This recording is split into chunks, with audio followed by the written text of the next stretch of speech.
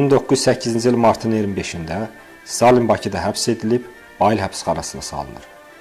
Həmin ilin mart-sentyabr ayında onu qaçırmaq baş tutmur. Stalinə Vologda quberniyasının Soloviçe-Qotsk şəhərinə sürgün etmək qərarı alınır.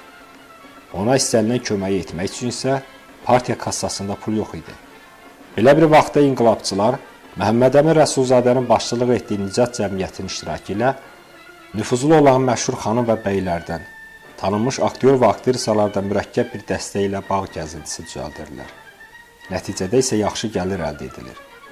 Məhəmməd Əmin Rəsulzadə yazırdı: "Bizim hissəmizə düşəcək gəlir hesabına yoldaş Kobanın, yəni Stalinin qaçırılmasını finansa etmək üzrə 200 rublə istənilmişdi. Gəzintinin 3-cü günü pulu apararkən faytonların qabağını əvvəlcədən hazırlamış silahlı adamlar kəsir.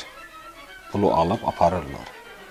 Rəsulzadənin doğulduğu Novxanı kəndinin yaşlı adamları isə onun Stalini Çar polisindən gizlədərək oradakı məsciddə saxladığını deyirdilər. Məhəmməd Əmin Rəsulzadənin Qaraqandada sürgündə yaşamış oğlu Azər isə xatirələrində onları həbs edərkən qoca nənəsinin "Stalin bizim evdə çox olub, o bilsə bizi azad edər" deyə fikrini söyləmişdi. Stalin isə 1920-ci ildə həbsxanada Rəsulzadə ilə görüşərkən maraqlı açıqlama verir. "Siz keçmiş mübarizə yoldaşısınız.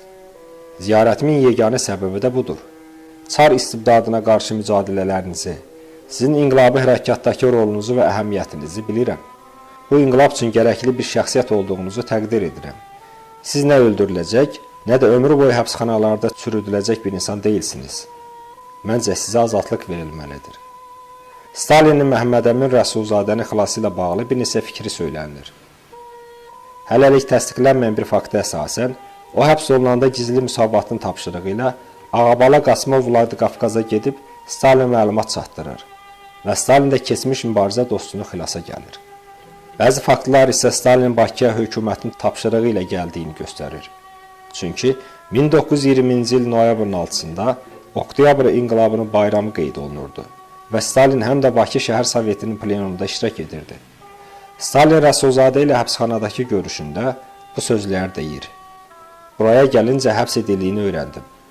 Stalinə Moskvaya getmək məcburiyyətinə qalan Rəsulzadə burada Şərq Dilləri İnstitutunda fars və rus dillərini tədris edir. Moskvada yaşadığı müddətdə Stalin ona qarşı diqqətli olur. Lakin Rəsulzadə ona təklif edilən əməkdaşlığı qəbul etmir. O, Stalinin başçılığı etdiyi Millətlər Komissarlığında şərqi öyrənmə işləri ilə məşğul olacaq bir cəmiyyətə sədrliyə də razılaşmır və Moskvada yeni yaradılan Şərq Millətləri Kommunist Universitetinin Şərq ölkələrində İnqilab Hərəkatları Kafedrasında çalışmaqdan imtina edir. Şərqdən, Əfqanistandan gələn qonaqları Sovet hökuməti adından qarşılamaq şərəfi təklifinə qürurunu sındırmayıb deyir: "Adi bir mütərcim vəziyyətinə düşmək istəmirəm."